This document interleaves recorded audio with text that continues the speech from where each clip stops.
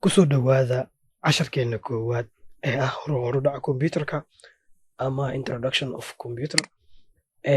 Casharkeenan waxaan uga hadli doonaa horudhaca computerka iyo fahamka aasaaska computerka.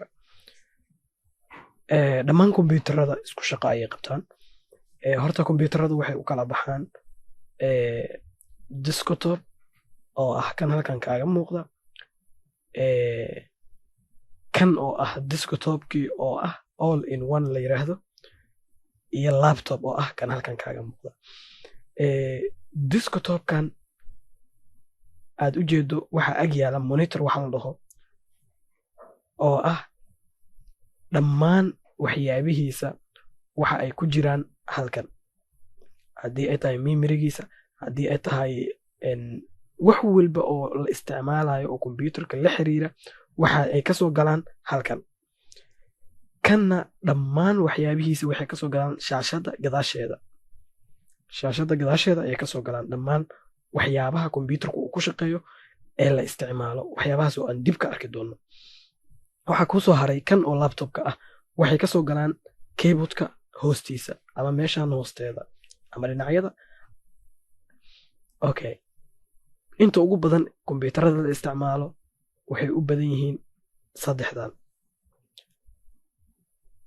Weliba saddexdan waxaa loo sii kala badan yahay kan iyo kan. Kan oo ah desktop all in one iyo kan oo ah laptop ama notebook. Okay, muxuu ka kooban yahay computerka marka? Computerka wuxuu ka kooban yahay hard disk drive iyo solid state drive. Halkan waxaa kaaga muuqda C iyo D. hard diskahaaga ama SSD-gaaga wuxuu ka koobnaan karaa qaybo badan. Halkan waxaa noo yaala local disk oo C ah. C-da waa meesha ugu muhiimsan hard diskaha, waana meesha ay galayso ama ay ku jirto Windows. Windowska waan baran doonaa. Windowska waxaa la dhahaa waxa uu ku shaqeeyo ama softwareka uu ku shaqeynayo computerkaaga ayaa waxaa loo yaqaanaa window.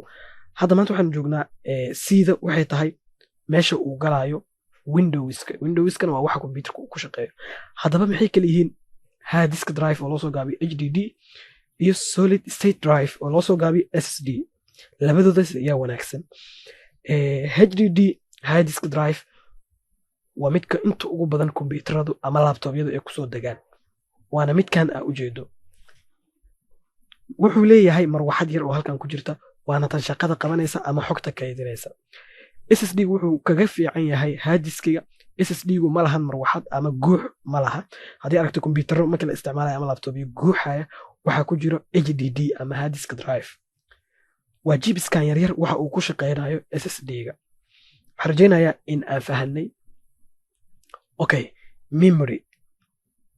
Haddii aan soo aragnay hard disk drive oo hard diskiga uu yahay waxa kaydinaya xogta ama fiidiyoyada ama sawirada ama xogaha kale ee computerkeena aan ku shubano, waxa kaydinayo uu yahay hard disk drive-ka. Hard disk drive-ka mar walba xogta aad ku shubat inaad adiga ka tirtirta maahane wuu ku kaydinayaa. Balse memory waxa weeye ama wuxuu yahay computerka intuu shidan yahay waxyaabaha isticmaalaysid ayuu ku kaydinayaa. Wax waliba oo aad qortid markaas aad qoraysid ayuu ku kaydinayaa memory-ga.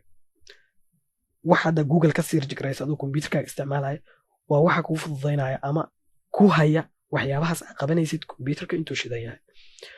Okay, mouse. Mouse waxaa loo isticmaali karaa qaybihii aan soo aragnay ee computerka oo dhan. Qaybihii aan soo aragnay oo dhan waa loo isticmaali karaa mouse-ka. Kan waa loo isticmaali karaa, kan waa loo isticmaali karaa, kanna waa loo isticmaali karaa. Okay, mouse-ka muxuu yahay? Mouse-ka sidaa aragtaan in badan inaad aragteen waa macquul, balse haddii ay kugu cusub tahay, mouse-ku waxa uu yahay waxa filaartan hadda aad u jeedo dhaqaajinaya. Filaartan hadda aad u jeedo waxa dhaqaajinaya waa mouse-ka.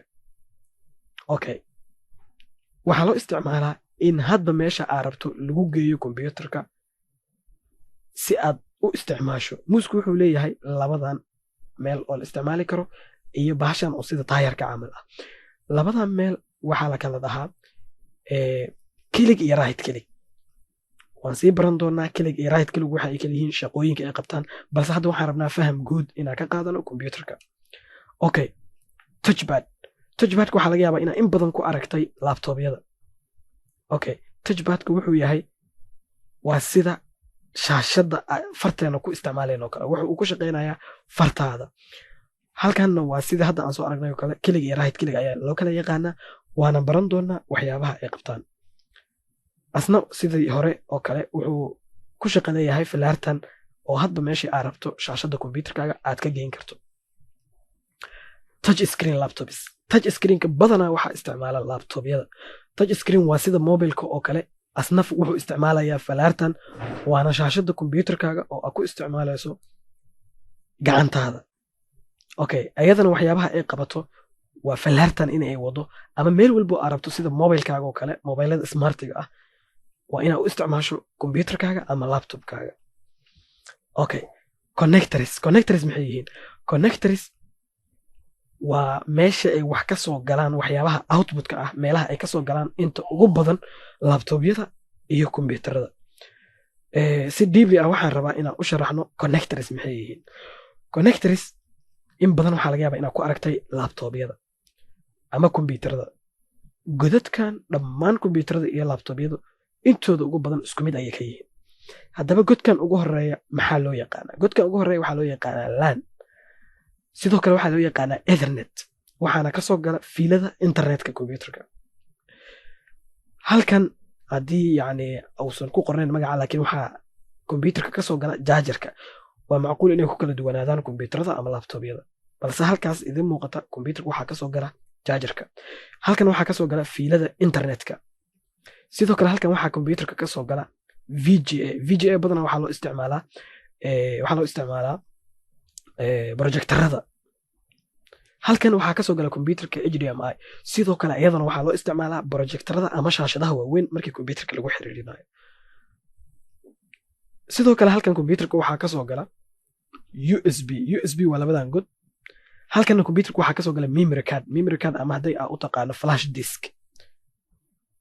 flash diskiga waa mimirooyinka loo isticmaala kaamerooyinka sidoo kale waxyaabo kaloo badanna waa loo isticmaala halkan computerka waxaa kasoo gala headphone oo loo yaqaano dhagaha la isticmaalo in wax lagu dhagaysto in wax kale loo isticmaalo sidoo kale halkanna waxaa kasoo gala computerka miga waa macquul computeradu dhammaan inaysan yeelanin waxyaabahan balse sida commonka ah ayaan ka hadlaynaa waxaan rajeynayaa in badan in aan ka fahamnay waxyaabaha loo isticmaalo computerka waxaan rajeynayaa in intaan ay noqoto fahankaagii ugu horreeya ee computerka sidoo kale waxaa jira waxyaabo badan oo computerka markaa iibsanayso loo iibsado haddii aan dib u laabto halkan waxaa noo yaala SSD iyo HDD marka computer iibsanayso badanaa computerka wuxuu kusoo baxaa HDD balse waxaa wanaagsan SSD inaa u iibsato computerkaaga sidoo kale computerka waxaa loo firiyaa memory ama RAM waxa loo yaqaano ramka waa waxa computerka xawaarihiisa يعني فضودينها كمبيوترada badanaa ugu wanaagsan inaa iibsato raamkooda waa computer raamkiisa uu ka bilowdo 8 ama wixii ka koreeya sida wanaagsan 4 ma xuma balse waxa wanaagsan inaa iibsato computer raamkiisu uu yahay 8GB ama wixii ka koreeya sidoo kale haddii aad isticmaalayso SSD ama HDD computerka hadiskiisa waxa wanaagsan badanaana ay computerada kusoo baxaan 500 oo GB ama ka badan 1TB oo kale 1TB haddii aad fahmin macnaheedu waa 1GB macnaha waxaan rajeynayaa cashirkan in aad loo fahmay cashirkan ugu xiga wuxuu noqon doonaa sida loo isticmaalo computerka iyo waxa computerka uu ku shaqeeyo oo ah Windowska waxaan baran doonaa insha Allah Windows 10 iyo waxyaabaha ugu horeeya ee ugu muhiimsan computerka haddii Windowska aadan aad u fahansaneen ma isticmaali doontid ama awood uma yeelan doontid in aad isticmaasho computerkaaga aad u mahadsan tahay inta ku kulmi doona cashirka kan xiga sidaas iyo